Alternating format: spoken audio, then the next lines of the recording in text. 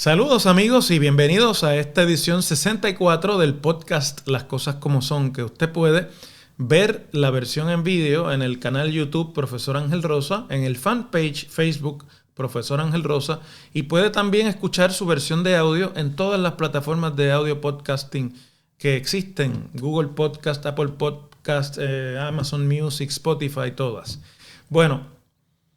este es un podcast que dedicamos siempre a temas de la política puertorriqueña, pero hoy he decidido hacer una digresión,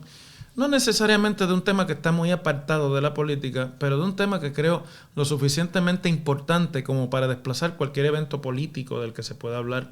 en este episodio. Ha comenzado a manifestarse ya de una manera abierta y mediante el uso de redes sociales y de chats de telefónicos, la presencia de la posibilidad de violencia con armas de fuego y amenazas en los planteles de educación en Puerto Rico, tanto planteles de escuela pública como planteles universitarios. Trascendieron durante esta semana en la paralización de las clases y de las labores en la escuela Juan José Osuna y en la escuela University Gardens en Río Piedras, pues por el chat que involucraba a estudiantes de ambos planteles, en el que se hacía alegación de tiroteos o de la posibilidad de violencia con armas en estos planteles como parte de una rencilla entre estudiantes de ambas escuelas. Esto obligó, obviamente, a activar una serie de reacciones de seguridad que involucraron inclusive el que se tuviese que atender con tratamientos y con operaciones psicológicas a los estudiantes de estos planteles, porque estamos hablando realmente ya de un nivel mucho más allá, ¿verdad?, de la violencia a la que estamos acostumbrados desgraciadamente en Puerto Rico, que es la violencia callejera relacionada con la operación del narcotráfico en Puerto Rico, responsable, según la propia policía ha admitido, de más del 75% de las muertes violentas en Puerto Rico. Y también sacado, o sea, más allá de la violencia de género, la violencia contra la mujer, que es otra de las modalidades que, pues, tristemente ha estado creciendo también en la isla de Puerto Rico. El teniente José Cruz, del Cuerpo de Investigaciones de San Juan, dijo después del incidente que involucraba a estos estudiantes de ambos planteles que al principio tuvieron dificultades para dar con la persona que hizo las expresiones y las amenazas directamente, pero que después lograron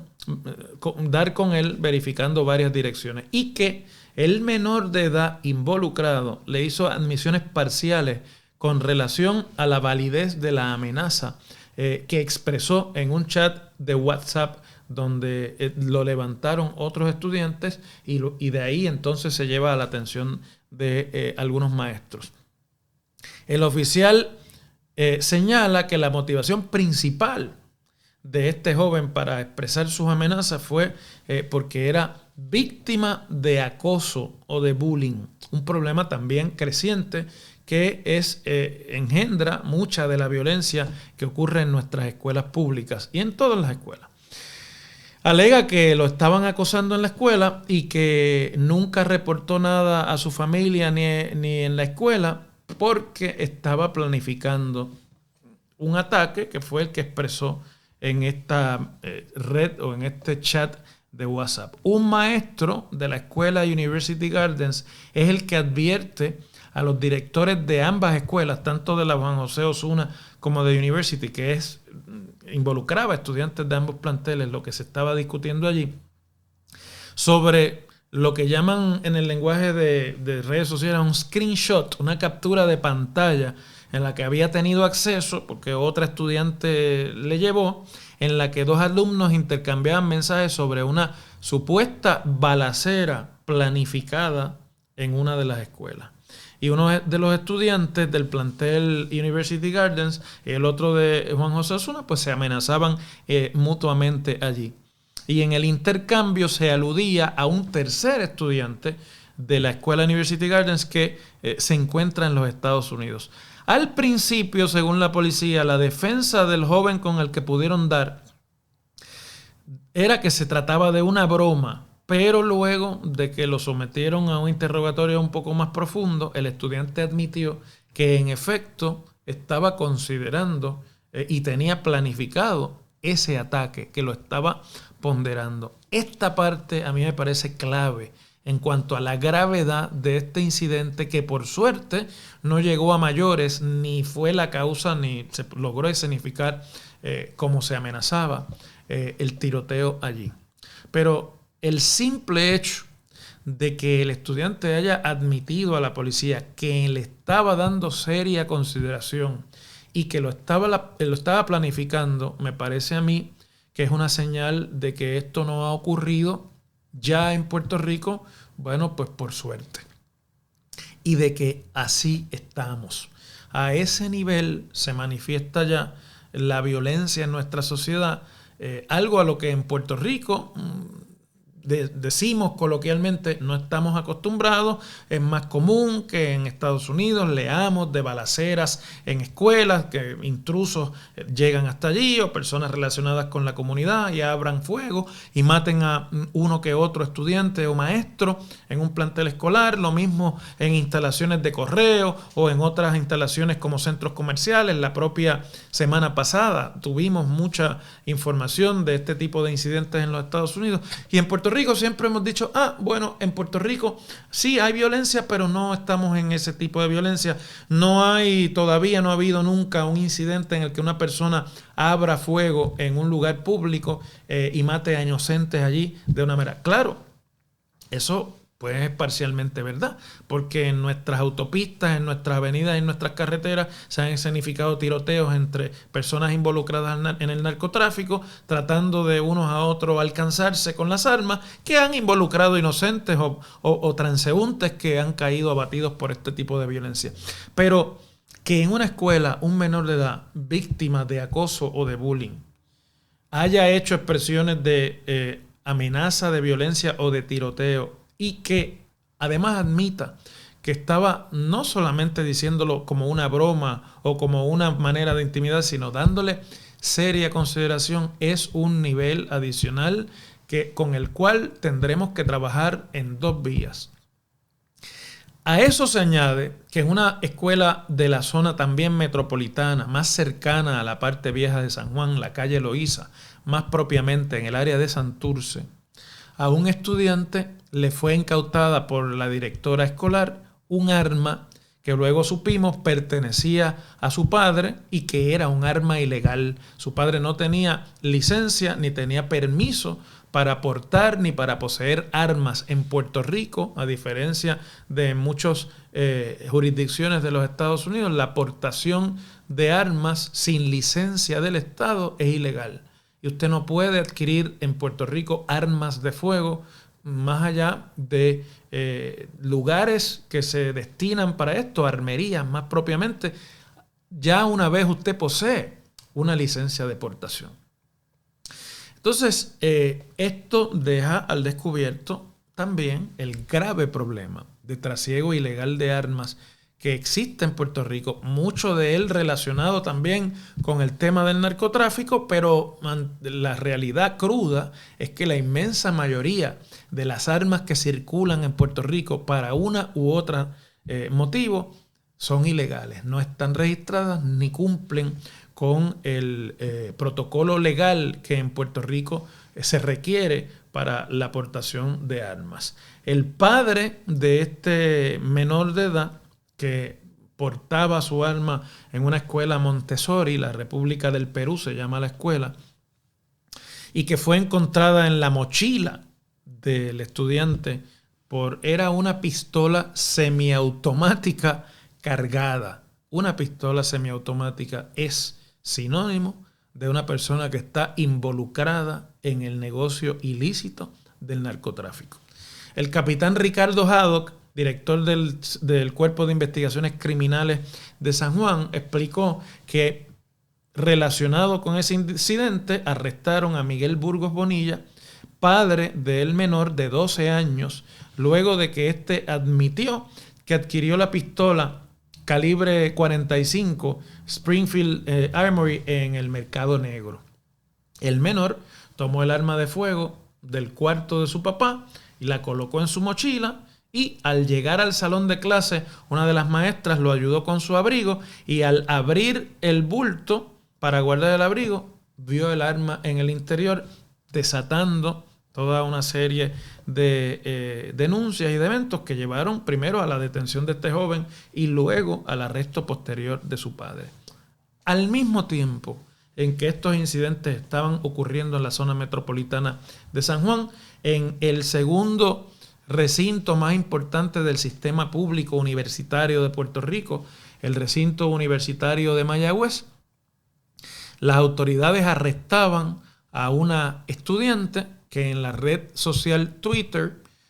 utilizando un perfil falso, hizo unas amenazas de que se proponía infligir un incidente de daño mayor que cambiaría el rumbo de la institución en uno de los edificios de enseñanza, más propiamente en el edificio de estudios generales que se llama Carlos Chardón, y al que acuden estudiantes de todas las facultades para tomar sus cursos en ciencias sociales, en español, en inglés, en humanidades y en materias que son del currículo básico de enseñanza de todas las especialidades que en ese recinto se enseñan. Lo que se dijo es que esta estudiante, frustrada, y bueno, uno quizás no pueda culparla por estar frustrada ante eso, por el proceso de matrícula, había tomado la red Twitter y había hecho esas expresiones, y pues simplemente desató todo un incidente y la reactivación de protocolos de todo tipo, porque usted no puede dejar pasar este tipo de amenazas sin que se haga el debido trabajo para evitar que algo como esto no se limite simplemente a una estudiante inmadura o desajustada que haya hecho este tipo de expresión creyéndose que con eso hacía la gran cosa, sino que pueda pasarse a mayores. Y en el caso del recinto universitario de Mayagüez, la estudiante fue identificada por la policía, estuvo recibiendo atención en la oficina de servicios médicos de esa unidad universitaria, y la policía de Mayagüez se aprestaba a radicarle cargos por la ley de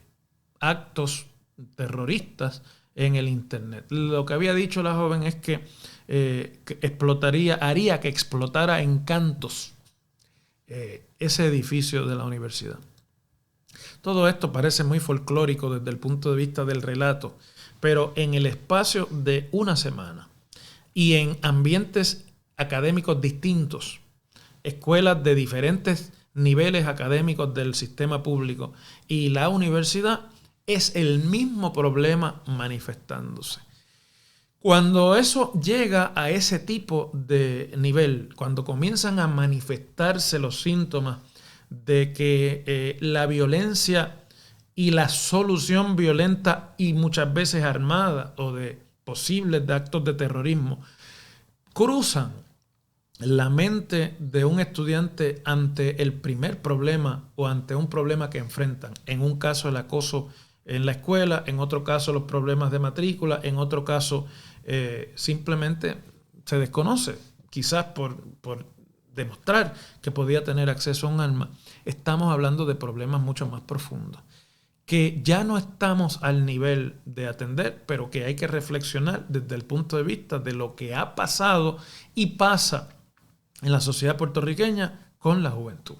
¿Cuál es el nivel de descomposición, por ejemplo, de la unidad familiar? ¿Cuál es el nivel de penetración del narcotráfico como una actividad aceptable que engendra mucha violencia, pero que es aceptable para muchos grupos familiares? ¿O cómo simplemente el infundir terror,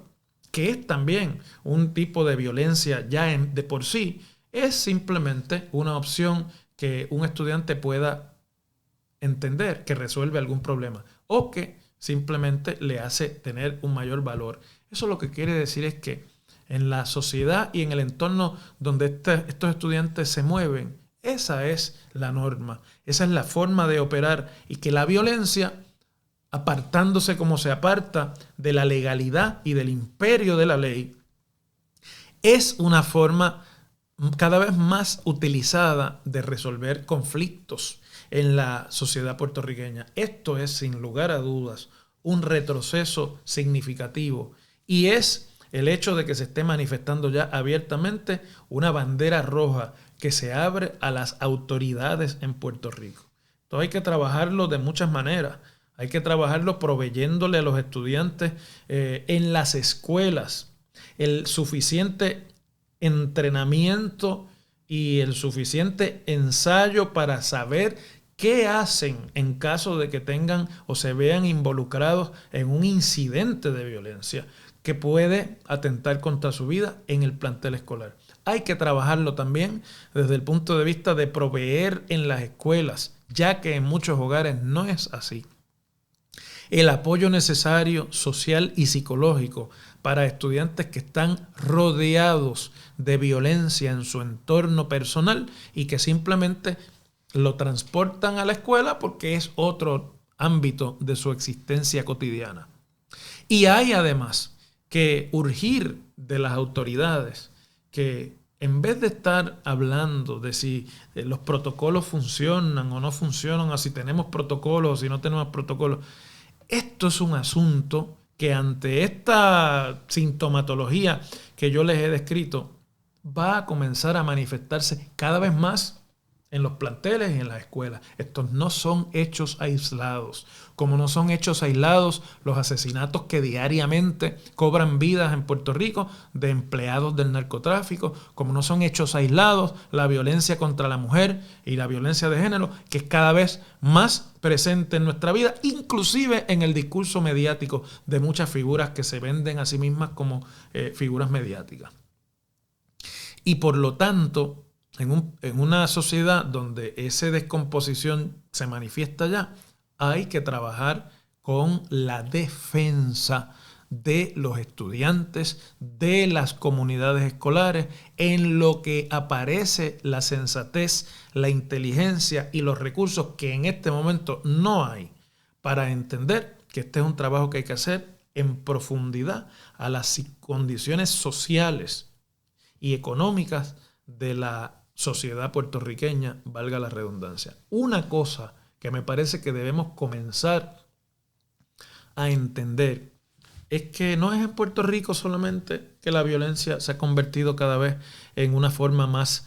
normal y cotidiana, inclusive de resolver los conflictos en relaciones de pareja.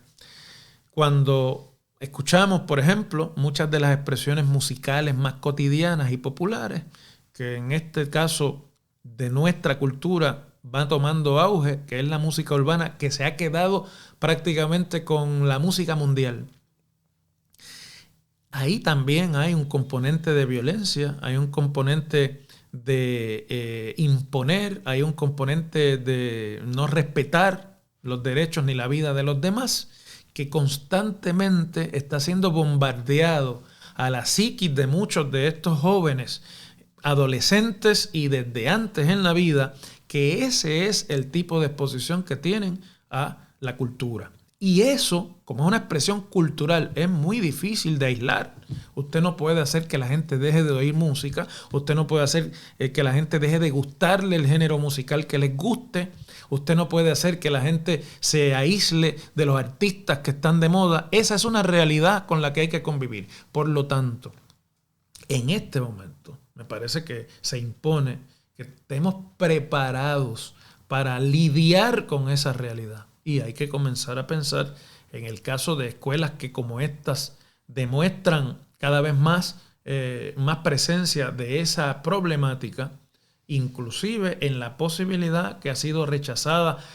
por el secretario de Educación, que ha preferido barrer un poco debajo de la alfombra y decir que los protocolos están funcionando y que todos en este caso reaccionaron como era debido y que los maestros hicieron lo que tenían que hacer y que las estudiantes o los estudiantes que tuvieron acceso a estos intercambios hicieron lo que tenían que hacer, o en el recinto de Mayagüez que se desalojaran los edificios y que se suspendiera la actividad presencial en lo que se dilucidaba la investigación. Eso fue esta vez. Y por el momento podemos cantar victoria. Pero me parece que en algunos ámbitos y ambientes escolares que están rodeados de comunidades que están inmersas en la violencia, que están inmersas en la ilegalidad, que están inmersas en el tráfico ilegal de drogas, que están inmersas en el tráfico ilegal de armas, hay que comenzar a pensar en herramientas de seguridad que sirvan mejor a la posibilidad de lidiar con un evento inesperado que, ojalá no ocurra, está empezando a aflorar públicamente en estas expresiones. Y hay que considerar, ¿por qué no?, la posibilidad o la necesidad de en algunos lugares como estos establecer controles de armas. Y como hacemos cuando vamos a un evento masivo de coliseo, en algún tipo de concierto, pasar por cotejos de ese tipo. O como hacemos cuando vamos a cualquier fiesta multitudinaria o inclusive festivales estudiantiles y de otro tipo, pasar por ese tipo de cotejo. Porque está aflorando que esta realidad no solamente que se está expresando, sino que hay menores diciendo lo he pensado seriamente y esto llegó a ser un plan en mi cabeza. De ahí a que esto llegue a mayores, desgraciadamente es cuestión de tiempo y es mejor que tengamos las suficientes herramientas necesarias para defendernos ante lo que en realidad puede ser un comportamiento del cual no tengamos control ni el gobierno ni toda la sociedad. Son otros tiempos, son otras las realidades en Puerto Rico y en el mundo y desgraciadamente la seguridad es cada vez menos en este tipo de entorno. Les agradezco como siempre la atención que le prestan a este podcast. Espero que esta discusión no relacionada con el chisme político partidista o con las controversias entre uno u otro personaje de la política les sirva realmente para reflexionar sobre algo que me parece que puede ser en el futuro un daño mayor. Y los espero en la próxima edición de este podcast de Las Cosas como Son.